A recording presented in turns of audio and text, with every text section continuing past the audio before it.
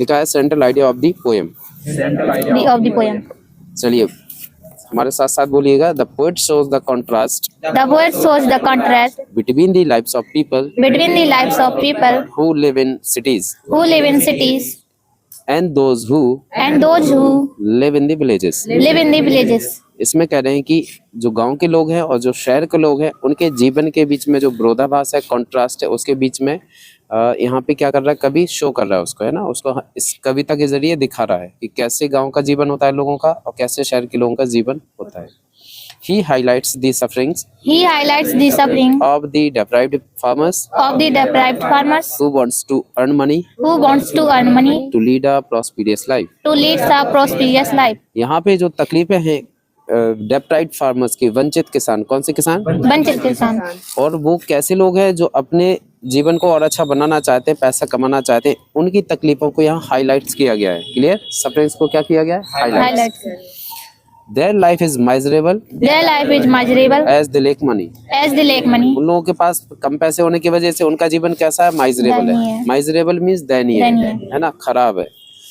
The poet wants to relieve the pain of the rural people at one stroke।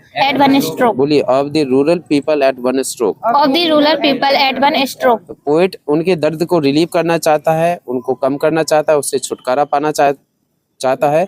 और वो कैसा है? एक ही बार में। एट वन स्ट्रोक मीन्स एक ही बार में। फिर से बोलिए, the poet wants to relieve the pain of the rural people at one stroke.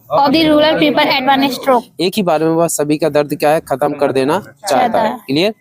तो ये पोयम के जरिए जो शहर का लोग है, जो शहर के लोग हैं और जो गाँव के लोग हैं, उनके जीवन में जो भी विरोधाभास है, अपोजिट लाइफ से उनकी, है ना।